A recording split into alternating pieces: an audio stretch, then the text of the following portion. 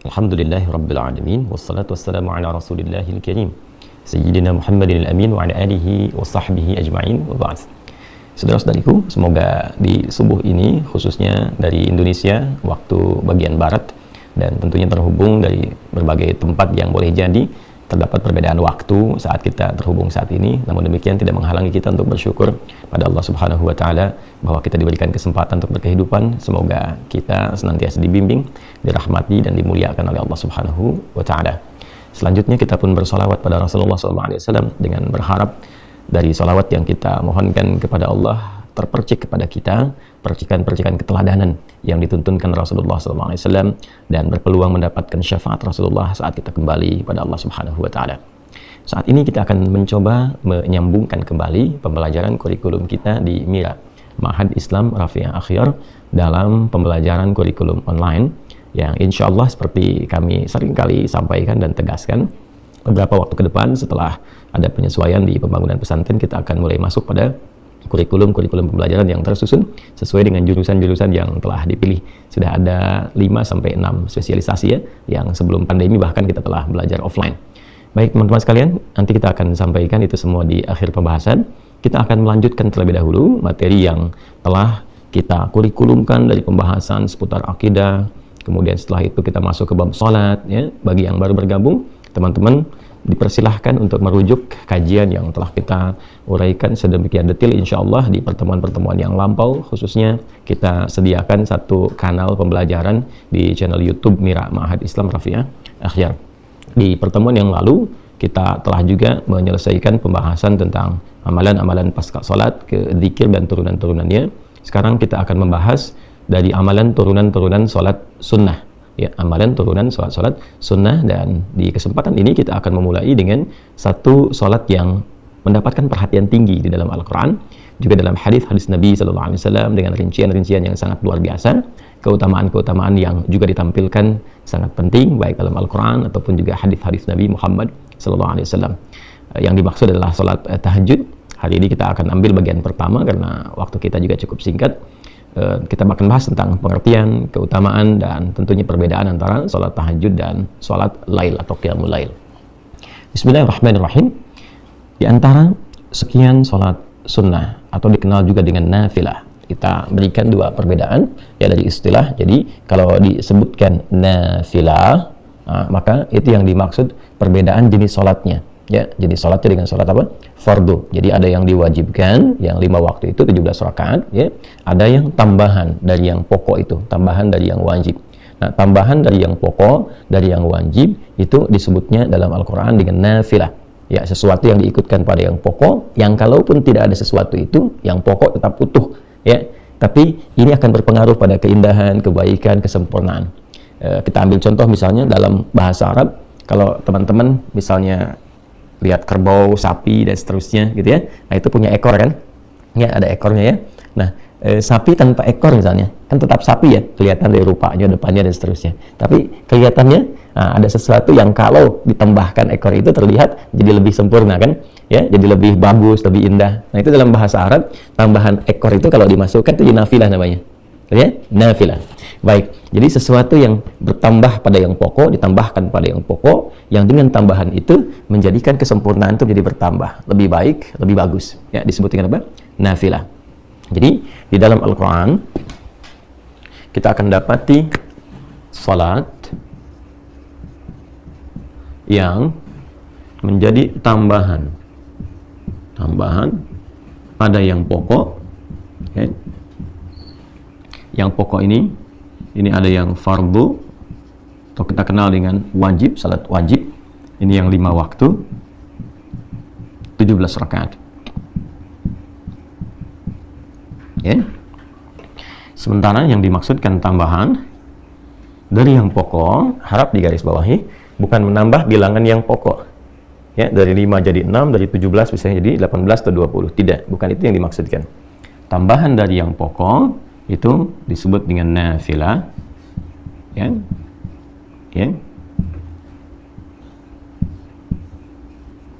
Disebut dengan nafilah, memberikan kesan secara kiasan kepada kita semua bahwa kata nafilah berarti sesuatu yang menyempurnakan,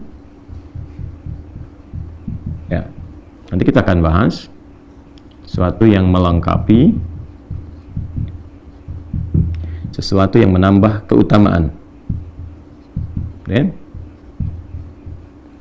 Pelan-pelan.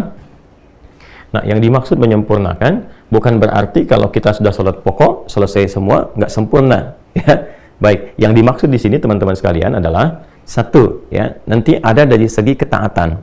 Jadi ketika seseorang menunaikan sholat nafilah di luar sholat yang pokoknya, maka seakan-akan ia menyempurnakan, menambah kesempurnaannya ya dalam hal menaati Allah Subhanahu wa taala, bertambah ketaatannya, lebih sempurna lagi, gitu kan?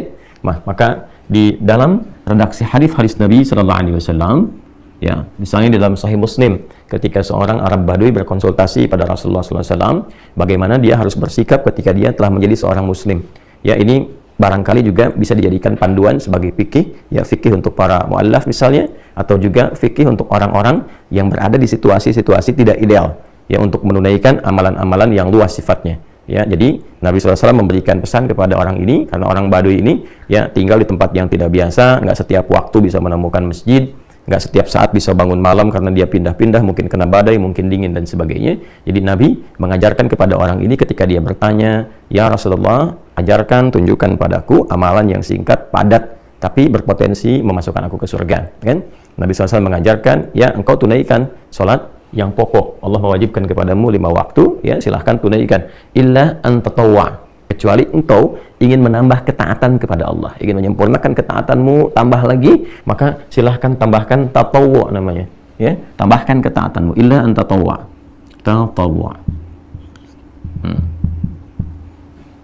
Nah, tatawwu ini berbentuk sifat, ya, asalnya dari kata taat, ta'atun, tatawwa ya tatawwu'an, kata dasar akarnya adalah taat, ya. Jadi ketika seorang menambah ketaatannya kepada Allah dengan menambahkan amalan-amalan di luar yang pokok, di luar yang fardu, seperti hadis tadi ketika Nabi mengatakan kalau engkau pengen tambah ketaatan silahkan tunaikan yang sunnah-sunnah, ya, maka dengan menambah tambahan-tambahan di luar yang pokok itu dia sedang menyempurnakan ketaatannya kepada Allah Subhanahu wa taala. Jadi salat nafilah di luar salat pokok disebut dengan nafilah karena menyempurnakan ketaatannya kepada Allah Subhanahu wa taala. Jelas sampai sini, ya? Baik, jadi telah kita temukan dalam Al-Quran juga dalam hadisnya. Dalam Al-Quran tentang nafilah, kita langsung turunkan Quran di pokoknya surah ke-17 misalnya, Al-Isra di ayat yang ke-79. Wa minal laili fatahajjad bihi nafilatan laka. Dan di antara sebagian malam itu, jika engkau ingin bangun, menunaikan ibadah, menyempurnakan ibadah ketaatanmu kepada Allah di waktu malam, silahkan tunaikan tahajud, dan itu termasuk nafilah. Okay? Ketika disebutkan nafilah, menyempurnakan amalan pokokmu, menyempurnakan ketaatan, maksudnya ya menambah ketaatan pada Allah Subhanahu wa taala. Yang kedua, melengkapi. Apa yang dimaksud dengan melengkapi di sini? Ya, yang dimaksud bukan melengkapi jumlah bilangan rakaatnya. Okay? Jadi bukan berarti oh ini ada yang kurang, tambahkan. Jadi kalau saya misalnya lupa sholat subuh, kan, tadi karena terlalu ngantuk misalnya ditunaikan 1 rakaat dan juga lupa tidak sujud sahwi dan seterusnya, kan? Nah itu babnya berbeda, bukan ditambah dengan sholat sunnah. Ya, nanti ada tambahan-tambahan untuk melengkapi bilangan-bilangan yang pokok itu, ya, entah itu nanti dengan mengulang kembali kalau diduga yang pertama ditunaikan itu memang betul-betul tidak khusyuk, tidak maksimal sehingga mengeluarkan dari sifat-sifat benarnya menunaikan sholat, ya, atau nanti ada mekanisme lain yang tidak sama dengan amalan-amalan yang nafilah. Maka yang dimaksud di sini adalah melengkapi kekurangan-kekurangan sifat, ya, yang terkait dengan satu bisa kekhusyuan, ya kan? Nah, boleh jadi ketika menunaikan sholat tadi misalnya sholat subuh waktu Indonesia bagian barat, ya kan? Ya, ada dari kita 2 rakaat itu dapat khusyuknya misalnya 1,5 rakaat. Nah, sebagiannya ada yang menerawang kemana dan sebagainya, ya kan? Ya, ada yang dapat khusyuknya misalnya 1 rakaat dan sebagainya. Nah, yang menyempurnakan, melengkapi dalam konteks ini kekhusyuan yang dimaksudkan, sehingga pahala yang didapatkan ya tetap disempurnakan dengan amalan-amalan ini, kurangnya dicari dengan nafilah, Nah, inilah fungsinya, disebut dengan nafilah, menyempurnakan, melengkapi ya nilai-nilai yang terdapat dalam amalan fardu yang dirasakan kurang. Seperti halnya apa? Kekhusyuan, atau juga dalam konteks pahala. Ya. Ya, hadisnya sangat viral sekali, masih ingat ya? inna awwala ma yuhasabu bihil abdu yaumal qiyamati as-shalah. Ya, sungguh amalan pertama yang akan dihisab di hari kiamat itu, kata Nabi SAW, adalah salatnya. Idza salahat salahat sairu amali wa idza fasadat fasada sairu amali. Jika salatnya terindikasi baik, maka ini memberikan sinyal yang baik bagi amal-amal lainnya.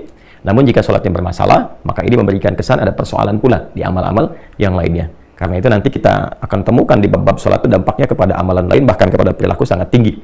Ya, seperti dampak salat terhadap iman. Itu banyak di Quran, nanti disebutkan salat bahkan dengan diksi iman. Ya, wa ma kana Allahu liyudhi'a imanakum. Quran surah kedua Al-Baqarah ayat 143 itu kan. Dan Allah tidak akan menyia-nyiakan salat yang kau tunaikan dengan imanmu. Dan salat di sini disebut langsung dengan iman. Ya, kemudian juga Nabi mengatakan, ya al-farqu bainal mu'min wal kafir tarkus salat. Kalau engkau ingin bedakan antara orang yang punya iman dengan orang yang tidak beriman, ya lihat pada perilakunya, apakah dia mengerjakan salat atau tidak. Nah, jadi ada pengaruh salat pada aspek keimanan. Ya, nanti ada pengaruh salat pada perilaku. Quran surah ke-29 ayat 45 ya. Inna sholata tanha 'anil fahsya wal munkar. Jadi kalau seseorang itu benar menunaikan salatnya, bagus dia, maka akan terlihat dampak perilaku pada kehidupannya. Orang salat lebih baik perilakunya, lebih tertata, dia beraktivitas, lebih bisa menjaga bagian tubuh dia dari ujung kepala sampai ujung kaki. Intinya dia banyak berbuat kebaikan. Sehingga dari kebaikan ini dia bisa mengatur amal-amal turunan yang lainnya. Dan pasti tuh kalau sholatnya benar, dia pasti bercita-cita pengen haji, pengen umrah, dia pasti ingin berzakat, kan? Dia pasti ingin dekat dengan Al-Quran. Jadi modal pertamanya sholat. Itulah sebabnya kenapa anak-anak di usia 7 sampai 10 tahun pendidikan dasarnya sholat. Ya, bukan manasik ya. Walaupun tidak salah anak-anak TK, SD diajarin manasik, tapi yang diperkuat sholatnya dulu, ya. Sholatnya dulu itu yang fokusnya, teman-teman sekalian. Nah, kembali ke sini, ya. Dari hadisnya nanti kalau kita akan teruskan, ketika seorang hamba terlihat bahwa dalam sholat pokok yang ia tunaikan itu ada yang kurang maksimal dari kehusyuannya, sehingga pahala yang diraih pun tidak optimal, maka Allah perintahkan kepada malaikat untuk melengkapi itu semua dengan catatan sholat-sholat nafilahnya. Ya, sholat-sholat apa? Nafilahnya. Nah, karena itulah kemudian dalam konteks ini sholat-sholat yang nafilah yang menyempurnakan ketaatan kepada Allah Subhanahu wa taala juga dihukumi dengan sunnah. Nah, sunnah. Jadi kalau kita ngaji ya di turunan bab fikih, khususnya dimasuk di bab usul fikih, ya, jadi nanti di fikih itu produk hukumnya. Bagaimana kita mengonstruksikan dalil-dalil menjadi sebuah produk hukum. Al-Quran itu kan dalil hukum, hadis dalil hukum, nanti ada ijma', ada qiyas. Ya, ketika kita mendapatkan satu persoalan, melihat sumber hukumnya. Nah, sumber hukum ini ketika kita ingin meramu ini, ya, mengkonstruksikan persoalannya sehingga mendapatkan dari sumber hukum ini isyarat hukum, maka ilmunya yang mengatur itu fikih namanya, sehingga keluarlah produk hukum. Apakah ini halal, ini haram, dan sebagainya. Tentu merumuskan ini nggak sembarangan. Ada petunjuknya, di Islam itu lengkap sekali. Jadi ada langsung petunjuknya dari Nabi Shallallahu Alaihi Wasallam. Begini cara merumuskannya, seperti ini cara menetapkannya, menentukannya, dan sebagainya. Dari mulai bagaimana Nabi memberikan penjelasan untuk memahami tafsir Al-Quran, lalu menerangkan kepada kita dan menunjukkan begini menafsirkan dan mempraktekannya lewat hadis, dan setelah itu menguji sahabat bagaimana kemampuan mengkonfigurasikan dan memitigasikan persoalan-persoalan untuk diberikan pandangan hukum. Ya, seperti kasusnya sahabat Mu'adz bin Jabal radhiyallahu taala anhu ketika beliau diutus ke Yaman oleh Nabi sallallahu alaihi wasallam untuk menyampaikan dan menebarkan risalah Islam. Maka kepada Mu'adz bin Jabal, Nabi mengetes beliau sebelum berangkat, ya, mencoba untuk mengkonfigurasikan pemahamannya benar nggak ketika berangkat ini, dites dulu. Nah, itulah tugasnya para dai sebelum berangkat tuh, lengkapi diri dengan pengetahuan, kemampuan juga untuk memahami sumber-sumber hukum Islam, ya, sehingga Nabi memastikan kalau engkau nanti ingin memutuskan perkara bagaimana caramu melakukannya. Maka kata Mu'adz, saya akan melandaskan semua apa yang akan saya jawab itu pertama saya lihat sumber hukumnya dari Al-Quran, ya, setelah itu dari mana? Ya, dari hadis. Setelah itu kalau engkau ingin memutuskan itu, engkau tidak dapat langsung lihat dalilnya spesifik di Quran, juga di hadis bagaimana? Ya, ana ajtahidu bi ra'yi, kata beliau, saya menggunakan pendekatan, ya, pemahaman saya yang bersumber dari Al-Quran dengan hadis. Jadi dikonfigurasikan, oh ini seperti ini nih memahaminya. Ini ada ayatnya, ini ada hadisnya, lihat isyaratnya kemana, begini hukumnya. Dan nanti yang luar biasa membaca itu ya untuk merumuskan pola hukum di turunan fikih sehingga menjadi kaidah-kaidah fikih, di antaranya Al-Imam Asy-Syafi'i dengan kitabnya yang sangat terkenal yaitu kitab Ar-Risalah yang dikodifikasikan, dibukukan dari hasil surat mi'raj beliau, ya, dengan seorang pembesar yang meminta petunjuk, dijawab, minta petunjuk, dijawab oleh Al-Imam Asy-Syafi'i, lantas itu kemudian dibukukan. Yang sebelumnya didahului juga oleh Imam Abu Hanifah memberikan isyarat-isyarat qiyas nanti, ya, karena di tempat beliau beraktivitas di Irak itu karena jauh dari Madinah, maka pendekatan ra'i, ya, rasionalitas itu lebih banyak. Jadi kalau kita lengkap di Islam tuh, kalau ingin belajar spesifikasi tentang turunan sumber hukum dalil, ada Imam Malik misalnya rahimahullahu taala yang tumbuh berkembang sampai wafat di Madinah, imamnya Madinah, Imam Darul Hijrah. Kalau kita ingin belajar tentang logika dalam agama, bagaimana memahami ini secara logika, bagaimana memahami hukum ini secara pendekatan logika, maka ada Imam Abu Hanifah An-Nu'man. Ya, kalau kita ingin menggabungkan keduanya, ada Al-Imam Asy-Syafi'i. Nanti muridnya Imam Asy-Syafi'i ada Imam Ahmad bin Hanbal. Jadi lengkap di kita, tinggal merujuk, memilih, melihat dan melengkapi keseluruhannya. Kembali ke sini, maka nanti ya dalam pendekatan ilmu fikih ada turunan usul fikih. Di situ kita akan temukan ya di antara definisinya. Karena nanti ada perbedaan antara hadis dengan sunnah di ilmu hadis, fikih dan usul fikih. Ya, kalau di hadis nyaris keduanya sama, dibedakannya dengan kurikulumnya saja. Semua yang bersandar dari Nabi Sallallahu Alaihi Wasallam, baik perkataan, perbuatan, sifat dan sikap, disebut dengan hadis. Ya, kalau itu kemudian dijadikan jalan hidup untuk diikuti, disebut dengan sunnah. Terkurikulumkan jadi apa? Jadi sunnah. Ya, kemudian ketika masuk kepada aspek hukumnya yang saat dikerjakan, ini ya, dia mendapatkan pahala. Nah itu yang sering kita dapatkan. Kalau tak mampu melakukan itu karena uzur tertentu pun tidak berdosa. Ya kan? Jadi terjemahannya lebih enak seperti itu. Kalau dikerjakan mendapatkan pahala, artinya ada tambahan di sini, ini poinnya. Ya kan? Kalau tak mampu dilakukan karena uzur tertentu, maka tidak menjadi dosa, nggak apa-apa gitu. Ya, tapi kalau bisa Anda kerjakan, maka mendapatkan potensi apa? Pahala. Ini gambarannya. Jelas ya?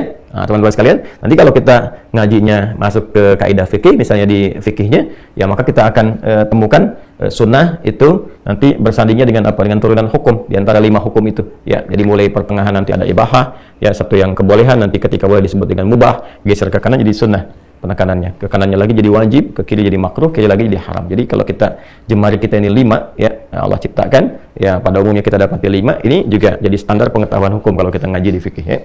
Balik ke sini. Nah ini nanti akan diperintahkan oleh Allah kepada malaikat untuk melengkapi pahala-pahala ini. Karena itu disebut dengan sunnah. Ya. Kemudian teman-teman sekalian, juga di setiap amalan nafilah ini ada keutamaannya.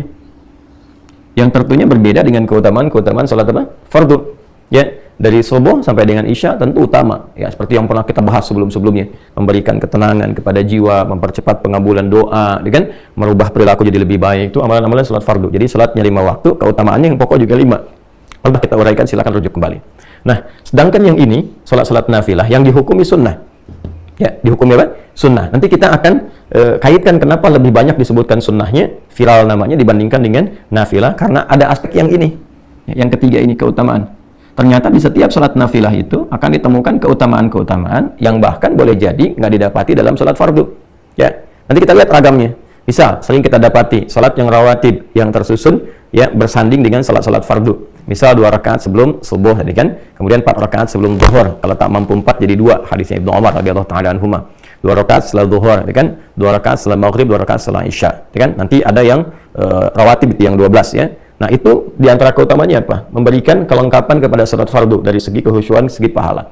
Nanti ada salat mutlak, ya ada yang waktunya dekat dengan salat fardu, ada yang terpisah jauh. Seperti yang dekat-dekat itu misalnya 4 rakaat sebelum asar. Hadisnya Ibnu Umar radhiyallahu taala anhuma, rahimallahu imra'an shalla qabla al-asri arba'an. Allah merahmati seorang hamba yang salat 4 rakaat sebelum asar. Nanti ada yang agak mendekat lagi misalnya tapi ada jeda seperti salat syuruk, ya kan? Nah, yang hadisnya sangat viral sekali. Nanti kita akan masuk ke situ juga, ya. Man shallal ghadata fil jamaati, siapa yang menunaikan salat fardu subuh dengan berjamaah. Nanti tafsirnya kita akan bahas kemudian apakah di masjid atau cukup berjamaah, ya. Kemudian tsumma yaqudu yadhkurullah, kemudian dia duduk berzikir kepada Allah Subhanahu wa taala sampai tiba awal duha, yaitu syuruk. Ya, kemudian dia tsumma yusalli rak'atain, dia salat 2 rakaat. Fa kana alaihi ka ajri hajjin wa umratin, maka seakan-akan dia mendapatkan pahala senilai haji dan umrah. Kata Nabi, sempurna, ya. Nah, ini diantaranya. Kemudian nanti masuk ke duha, pertengahan duha, akhir duha, sampai juga nanti ada tahajud di malam harinya, ya, atau juga secara umum ada qiyamul lail. Nah, itu setiap bagian sholat punya keutamaannya sendiri. Apa fadilahnya salat syuruk? Apa pertengahan duha? Apa akhir duha? Apa keutamaan tahajud dan seterusnya? Nah, jadi di setiap amalan-amalan kenapa disebut dengan nafilah? Ya, memberikan kesan bahwa ada sesuatu di dalam yang menyempurnakan, ada sesuatu yang dalam yang melengkapi, ada keutamaan yang boleh jadi nggak diraih di dalam sholat fardu karena urusan-urusan tertentu, ya tambahan-tambahan tertentu. Baik, nah bukan berarti wah kalau begini saja berarti untuk apa mengerjakan yang fardu kalau nggak dapat ini? Tidak, cara berpikirnya bukan demikian. Nanti kita belajar apa keutamaan ini gitu, ya. Karena kalau yang ini, yang pokok itu mengikat semua hal yang secara umum itu dirasakan, dibutuhkan, dan mendorong manusia untuk beraktivitas. Jadi ini standar manusia kalau yang ini. Manusia butuh ini. Tapi kalau yang ini, nanti ada pilihan-pilihan. Ya, boleh jadi si fulan aktivitasnya di A, nanti yang cocok sholatnya ini. Si fulan ada di B, nanti yang sesuai sholatnya ini. Itu maksudnya. Nanti kita akan dapati. Ya. Nah, karena psikologi manusia umumnya kalau ingin mengerjakan sesuatu butuh motivasi yang dia dapatkan apa. Jarang motivasinya ketaatan, jarang. Kecuali punya tingkat keimanan yang sangat tinggi. Ya, biasanya motivasi manusia pada umumnya kalau saya kerjakan ini dapat apa? Kan? Kalau saya bisa melakukan ini, apa yang bisa diraih? Nah, karena itu bab salat nafilah jamaknya disebut dengan nawafil, nafilah jamaknya disebut dengan nawafil, itu lebih banyak diviralkan, dipopulerkan dengan istilah yang sunnah. Ya, salat-salat sunnah.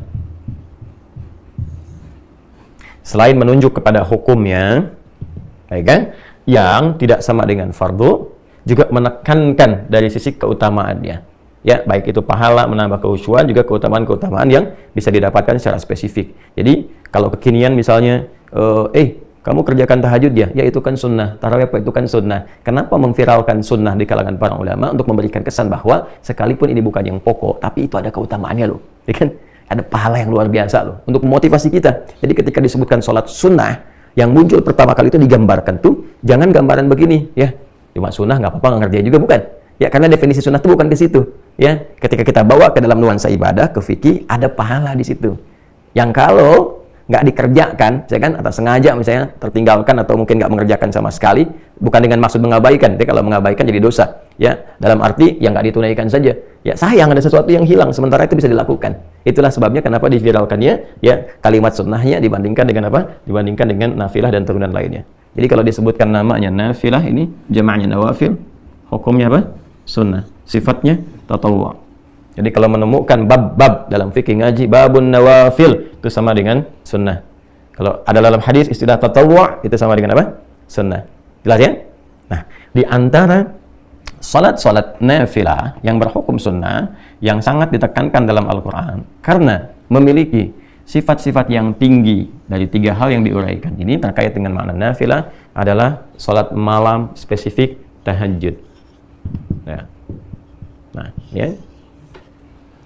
Jadi pendekatan pembelajaran kita di Mira itu lebih menekankan pada pendekatan pemahaman. Ya, silakan kita boleh menghafal, bagus ya menghafal itu, tapi saya menginginkan hafalan yang dipahami. Ya, bukan hafalan yang sekedar diingat ya, tapi rapuh dalam pemahaman. Makanya kita mulai dari dasar dulu sehingga kita paham ketika menunaikan tahajud itu, oh, berarti dia ada pahalanya. Oh, berarti ada kesempurnaan, sesuatu yang istimewa di dalamnya. Oh, ada sesuatu keutamaan yang nggak didapatkan dalam sholat-sholat yang lain. Baik kan? Nah, jadi di antara yang sangat ditekankan dalam Al-Quran untuk menunaikan sholat nafilah dari sekian banyak ragam sholat dan disebut dengan nafilah adalah tahajud. Baik, dalilnya Quran surah 17 ayat 79. Wa minal laili, kan? Baik, wa minal lail fatahajjad bih. Nah, nafilatul lak, kita temukan katanya nafilatul lak. Ya. Wa minal laili, dan dari sebagian malam ya fatahajjad, maka bergegaslah engkau untuk bangun menunaikan tahajud. Nafilah, kita temukan kata nafilahnya ya. Sekalipun sholat itu bukan sholat yang pokok yang ditetapkan untukmu ya, itulah bagaimana Allah sangat memahami dan mendetil pada keadaan hambanya, karena memang Allah penciptanya ya. Tidak semua hambanya memang ya memiliki motivasi yang mendorong ia untuk bisa bangun di malam hari menunaikan sholat. Karena itu Allah memberikan tugas kepada kita yang pokok itu, yang umumnya seluruh hamba itu secara general bisa melakukannya. La yukallifullahu nafsan illa wus'aha. Nah, di atas yang pokok ini kita diminta untuk menambah ketaatan. Ya, optimalkan nih karunia yang Allah berikan. Di waktu malam itu juga ada keutamaan-keutamaan guru, ya kan? Tingkatkan ketaatan dirimu, tingkatkan kemampuanmu, maka ditempatkan hukumnya sunnah, ya amalannya nafilah, supaya juga tidak terlampau memberatkan kepada hambanya, tapi memotivasi untuk mengajar bagi siapa yang ingin mencapai keunggulan. Okay? Nafilatul lak, sekalipun itu hanya nafilah ya untukmu, laka ya untuk kita hamba-hamba Allah pada umumnya. Kalau nanti kalau ke Nabi itu berbeda pendekatannya. Jadi ini yang di luar Nabi, kepada kita pada umumnya. Tapi nanti ada keutamaan-keutamaan di dalamnya kata Allah. Ya, yang akan diterangkan setelahnya. Jadi yang pertama, kita jelaskan dulu status tahajud itu, teman-teman sekalian. Statusnya masuk dalam kategori nafilah.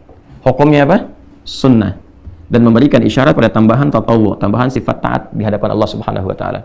Artinya, berbahagialah ketika Anda mampu bangun di malam hari untuk menunaikan tahajud, berarti Anda dinilai oleh Allah, digolongkan, dimasukkan ke dalam golongan hamba-hamba yang mampu menambah ketaatan. Pertahankan. Jadi berbahagialah ketika bisa bangun malam, artinya Allah sedang memuliakan kita dengan menambah sifat taat pada diri kita. Nah, ini pemahaman seperti ini kalau kita mengkajinya dengan dasar-dasar demikian, itu menambah motivasi. Ya. Namun sebaliknya, ketika pemahaman ini kita tidak dapatkan, ya boleh jadi mungkin bisa memilih yang lain. Ada orang yang begadang hanya untuk nonton bola misalnya, ya walaupun secara duniawi tidak salah. Tapi kalau di-compare dengan ini kan ada kehilangan sesuatu, sayang, ya kan? Atau mengerjakan aktivitas lainnya. Tapi kalau kita bisa mendapatkan bab ini dengan baik, wah, dapat kesempatan ini. Tiba-tiba ada dorongan untuk menunaikan itu semua. Maka berbahagialah, status kita sedang dinaikkan oleh Allah sebagai hamba yang dinilai bertambah ketaatannya. Ya kan? Nah, saat yang bersamaan juga kita punya motivasi. Ketika bangun di malam hari, kita terdorong menunaikan itu. Kenapa? Karena nanti kita kejar, ada tambahan pahala nih. Lalu kita lihat ke belakang.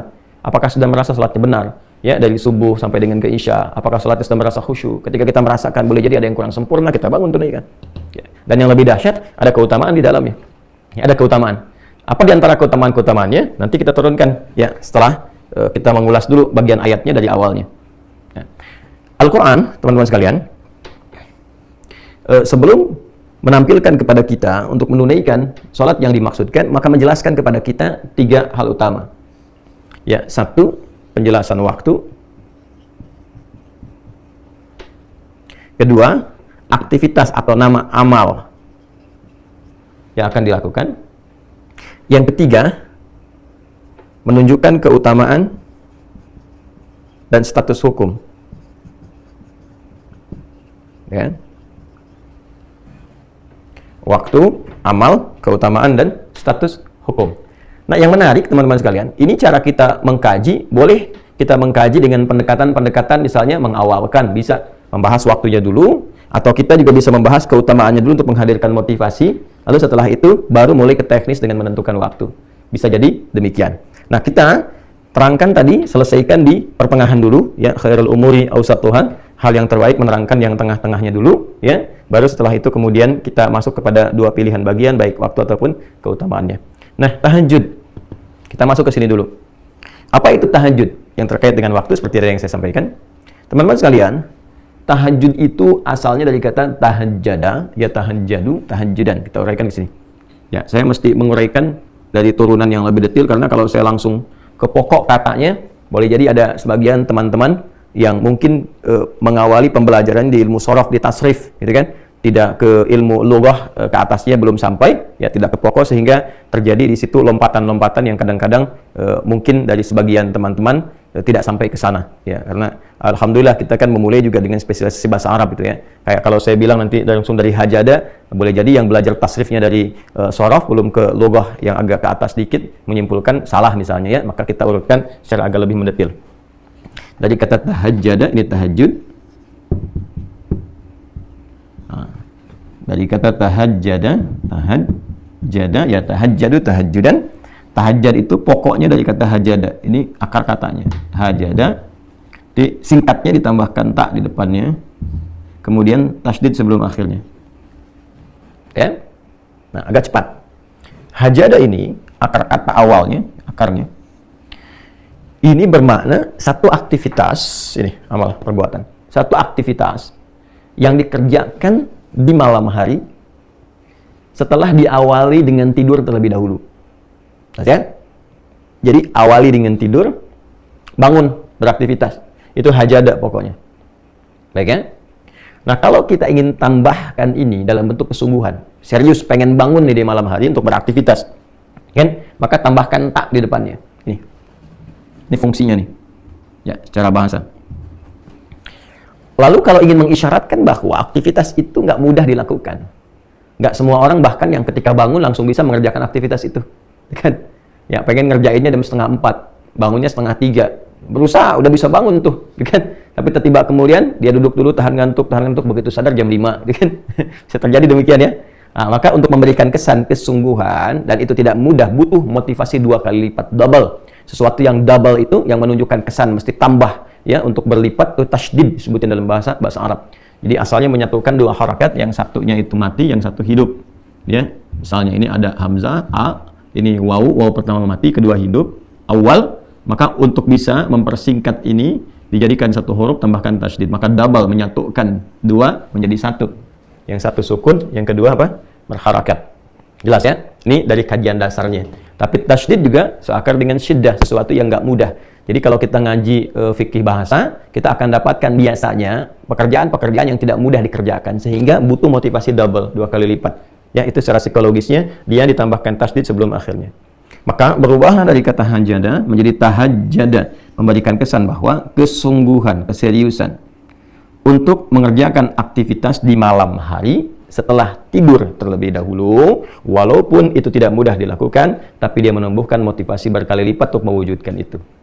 Nah, sifatnya, karakternya disebut dengan tahajud namanya, ya. Tahajud nih. Ini di Quran kembalinya ke sini ke kata kerjanya untuk menunjukkan pekerjaannya. Ya, wa minal laili, dan dari sebagian malam. Minnya sebagian, menunjukkan 2 kesan. Ya. Kesan pertama, nggak harus semalam suntuk penuh untuk menunaikan ibadah ini. Ya, cukup sebagiannya lah yang Anda pandang Anda bisa mengerjakan itu secara ideal sesuai dengan kelapangan Anda. Ya, misalnya kalau Bang ada Isya istirahat sekarang jam 8, misalnya istirahat jam 9, ya, bangun di pertengahan malamnya dengan memberikan kesan bahwa ya saya bisa bangun jam 1 misalnya, silahkan kerjakan.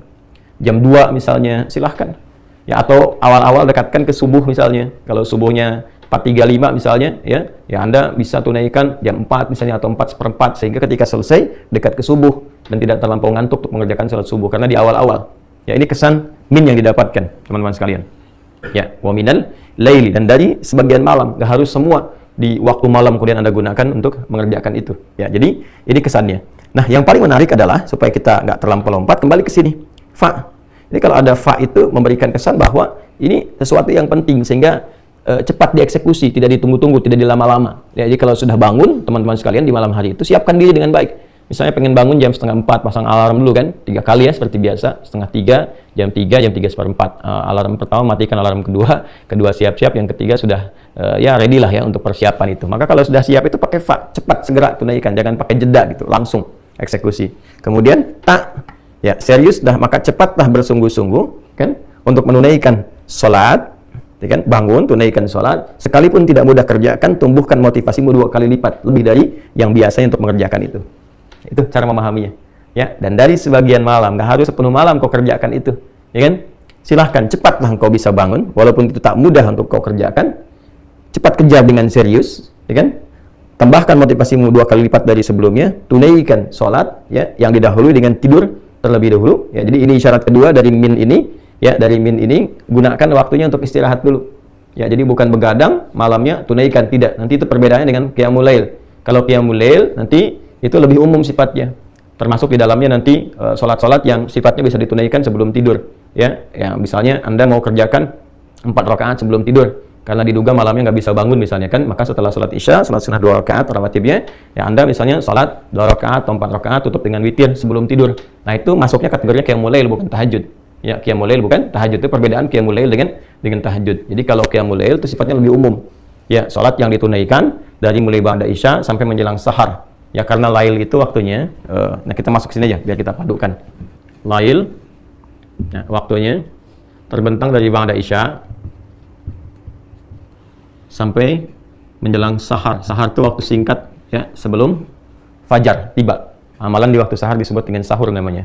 Ya, jadi kalau spesifiknya, kalau ini ba'da isya misalnya 19.45 misal, kalau ini subuhnya misalnya 4.35, taruhlah 15-20 menit sebelum subuh 4.15 misalnya, ya kan? Nah, ini masih masuk kategori lail, ya kan? Nanti di sahar pun masih boleh ditunaikan sholat sampai menjelang adzan, karena Nabi pun dalam satu riwayat pernah kemudian berhenti di waktu sahar ini, ya kemudian beliau beristighfar sejenak sambil miring ke kanan itu kan, sambil rebahan itu.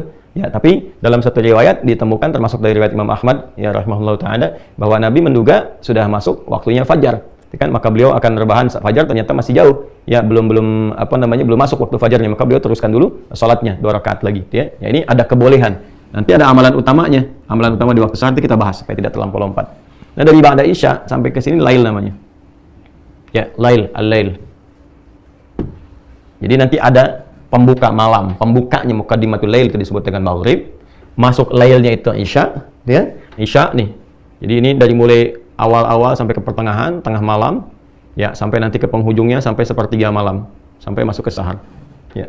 Jadi kalau kita mau petakan tinggal dibagi saja. Misalnya di sini dari mulai 1/3 akhir sampai ke ujungnya misalnya dari jam 1.30 misalnya terus sampai dengan jam ke-4.15. Ya.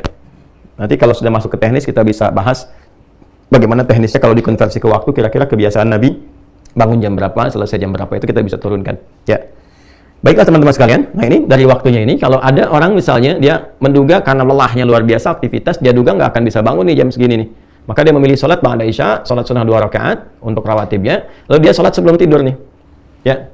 Apakah dia witir misalnya, ya, yang dia tunaikan langsung 3 rakaat misalnya, 1 atau 3, atau dia sholat pendahuluan dulu 2 rakaat, ya, atau 4 rakaat, lalu dia witir misalnya 1 rakaat, ya, maka itu masuknya kategorinya sholat yang disebut dengan qiyam, ya, turunan dari kata aqama, yuqimu, diambil dari kata aqama, sifatnya disebut dengan qiyam, ya, maka yang ditunaikan di malam hari, sifatnya waktu malam, waktunya malam, maka disebut dengan qiyamul lail, ya, atau disebut juga dengan sholatul lail. Nah, biasanya kalau sudah sholatul lail spesifik nanti nama lain dari tahajud, tapi kalau qiyamul lail masih umum. Jelas ya, teman-teman sekalian ya? Jelas ya? Nah, jadi kalau kita kembali ke sini, teman-teman sekalian, kalau ada istilah qiyamul lail, qiyam itu masih umum sifatnya.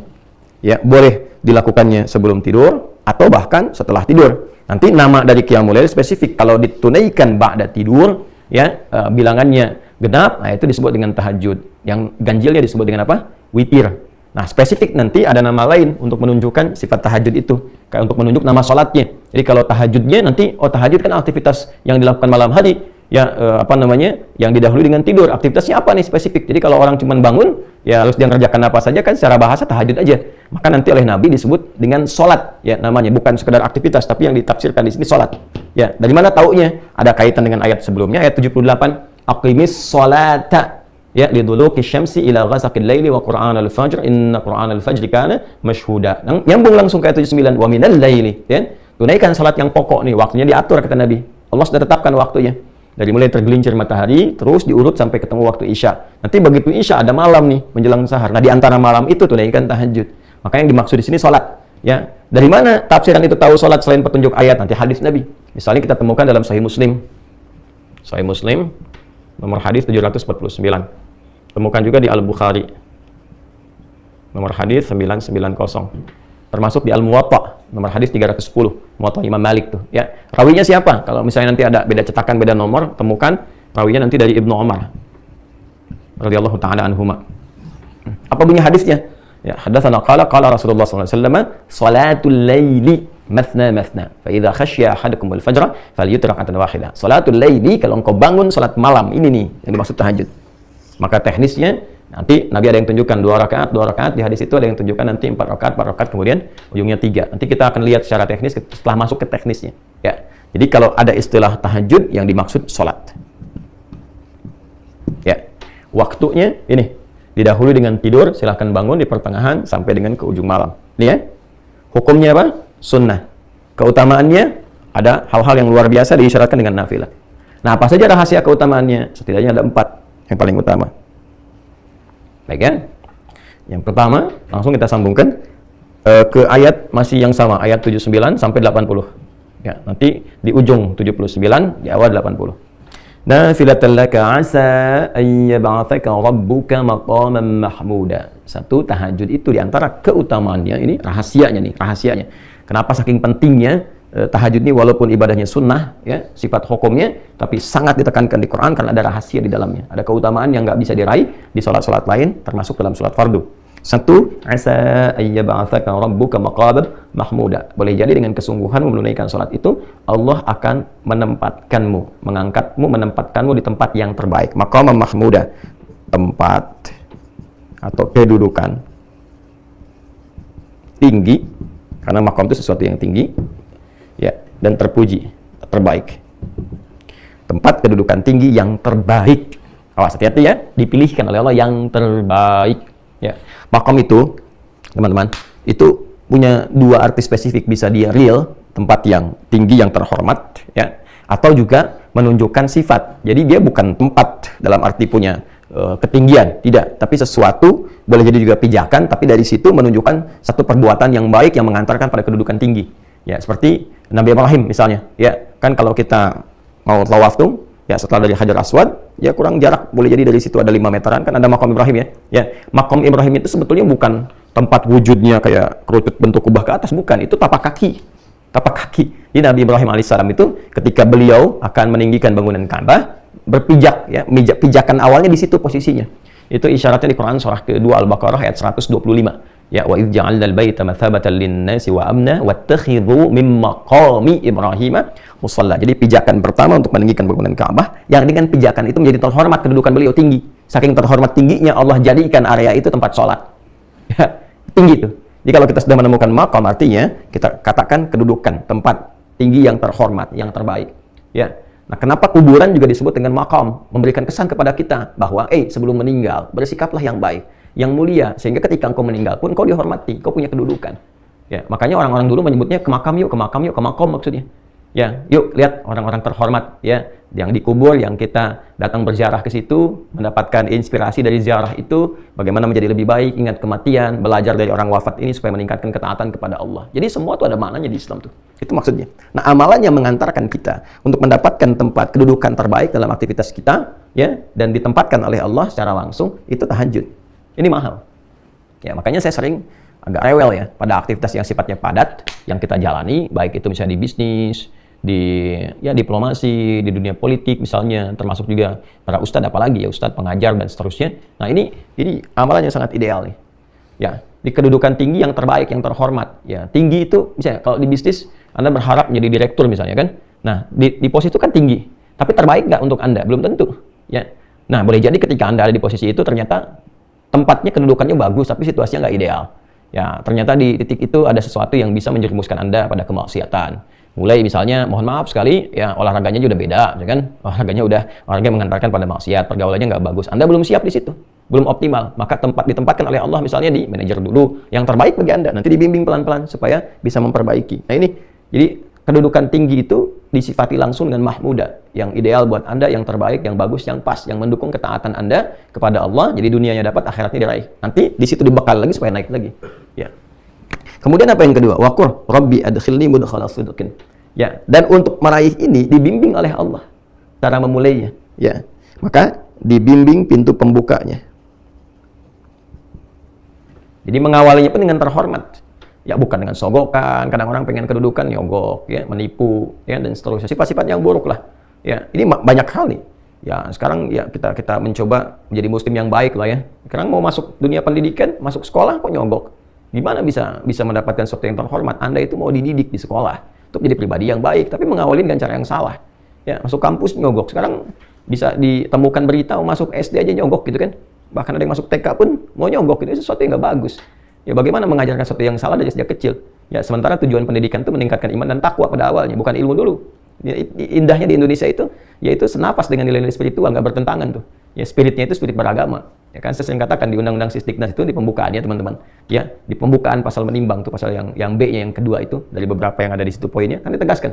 Undang-Undang Dasar 1945 yang mengamanatkan kepada pemerintah untuk mengusahakan satu sistem pendidikan yang meningkatkan keimanan dan ketakwaan kepada Tuhan Yang Maha Esa.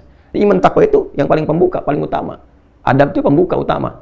Ya, jadi bagaimana Anda mendekatkan seseorang, anak didik yang kepada Tuhan Yang Maha Esa, meningkatkan iman dan takwa dengan cara yang bertentangan dengan maksiat. Maka nanti orang yang rajin tahajud itu dibimbing oleh Allah. Kamu naik jabatan tuh nggak harus nyogok, ya kan? Promosi jabatan tuh nggak harus usaha yang aneh-aneh gitu. Ya, dan Allah menggerakkan hati-hati orang-orang itu untuk melihat ini orang yang paling ideal, orang yang paling tepat, orang paling lurus, paling bagus, langsung naik, dibimbing oleh Allah. Jadikan hati-hati orang yang walaupun dia kelihatan misalnya ya perilakunya nggak ideal, ya tapi Allah lembutkan hati untuk memilih dia nanti tuh. Ya, dibimbing. Dan kalaupun ada kesulitan yang ketiga dalam menjalani itu, ada tantangan. Kadang kan di posisi tinggi itu, apalagi makom, posisi tinggi pasti persaingannya lebih ketat. Ya, jadi kalau ya seringkali kan diilustrasikan dalam kehidupan itu, kalau jabatan paling tinggi seperti pohon kan, semakin naik, semakin tinggi anginnya, makin kencang kan, persaingannya ketat dan sebagainya. Jadi kadang-kadang memerlukan jalan keluar, solusi. Wa akhrijni mukhrajas sidqin, maka Allah pun memberikan solusi. Pembukanya sudah baik, kalaupun ada persoalan, ya jalan keluarnya, solusinya pun solusi terbaik, dibimbing oleh Allah. Ya, apalagi situasi saat ini misalnya. Ya, yang orang di dunia sampaikan ada peluang resesi dari segi ekonomi, dinamika politik yang kuat secara global begini berpengaruh. Orang-orang yang dekat dengan Allah karena dia punya Allah. Anda punya harta, Anda bisa berperilaku dengan harta, punya kedudukan, membuat banyak hal ya dengan kebijakan-kebijakan. Tapi kan terbatas, harta bisa habis kalau nggak ada yang meninggal, harta yang hilang. Kedudukan selesai pasti berganti, nggak ada yang abadi. Kalaupun ada pertahankan dan meninggal juga. Tapi kalau kita katakan saya punya Allah, yang nggak ada batas gitu. Nah ini nih kalimat ini nih teman-teman, saya punya Allah. Nah itu harus melekat pada orang Islam. Punya Allah itu, dan itu Allahu Akbar itu sebetulnya identitas yang harus melekat pada jiwa itu. Setiap muslim itu kalau sudah punya itu, udah nggak ada batas tuh. Karena dia yakin punya Allah. Bilal itu kan dalam tanda petik ya, disiksa gitu. Ya, saya katakan dalam tanda petik karena saya itu agak sulit menemukan kata-kata yang menggambarkan bagaimana hebat dan dahsyatnya perjuangan Sayyidina Bilal bin Rabah radhiyallahu taala anhu, dan tidak layak untuk mendapatkan kalimat itu sebetulnya. Tapi sejarah kan menunjukkan bagaimana beliau diikat, kan, di atas batu yang sudah dipanaskan, di lapang yang panas, lalu dicambuk kan. Tapi karena beliau itu sudah mendapatkan nikmatnya iman, ada Allah, ya, ada Allah. Saya punya Allah gitu. Maka dikatakan irtad murtad, kamu kata beliau ahad. Ahad itu apa? Ya, sifat Allah yang utama kan. Qul huwallahu ahad. Saya punya Allah kok. Jadi dicambuk pun biasa aja, ahad. Disiksa juga saya punya Allah kok. Dan ketika itulah yang terjadi apa? Masya Allah, ketika seseorang mengatakan saya punya Allah, maka Allah langsung bertindak kan, karena kekuatan imannya itu. Maka datang Abu Bakar, dijalankan oleh Allah, dilembutkan, datang ke situ, dibebaskan dari status hamba budak menjadi orang terhormat. Ya, dibeli, dibebaskan. Ya, sangat terhormat. Nah ini, kalau kita punya prinsip seperti itu, maka insya Allah perbuatan-perbuatan buruk itu akan menepi dengan sendirinya. Tidak ada hal-hal yang buruk yang akan menyertai sesuatu yang didekatkan kepada Allah. Dengan sifat apapun, Anda pejabat, kalau Anda mengatakan saya punya Allah, Anda nggak akan korupsi. Anda menempuh jalan yang benar.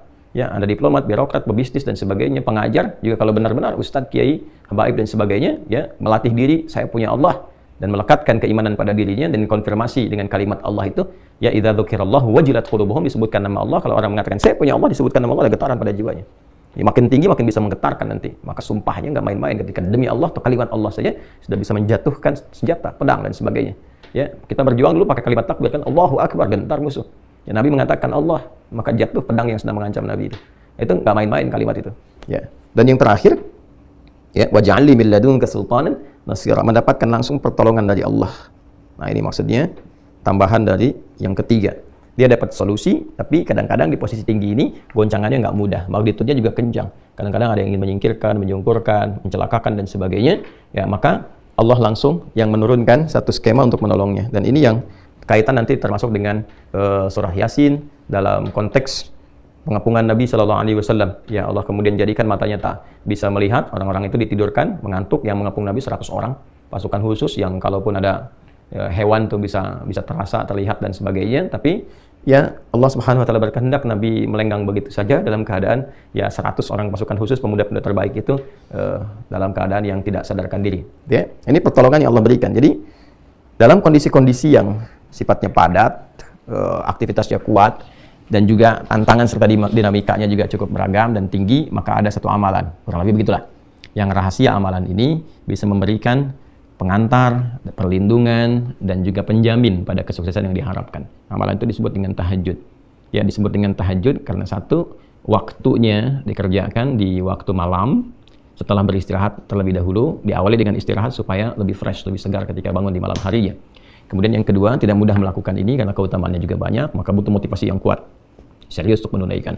Nah, di antara keutamaannya, yang pertama, Allah akan berkenan mengangkat, menempatkan hambanya yang konsisten menunaikan tahajud dengan baik dan benar ke posisi yang terhormat, yang terbaik, yang ideal untuknya.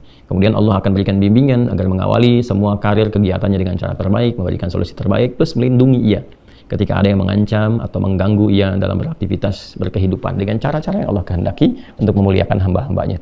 Ya, walaupun cara-cara itu mengantarkan kepada ajal misalnya dan sebagainya, tapi dia akan jadi orang terhormat. Ya, akan jadi orang terhormat yang dikenang, yang baik, yang mulia. Ya, kalau kematian kan kita nggak bisa tolak sesuai dengan ajal.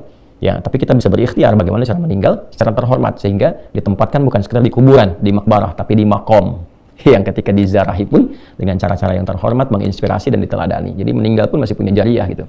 Ya, nah ini gambarnya teman-teman rahasia salat tahajud.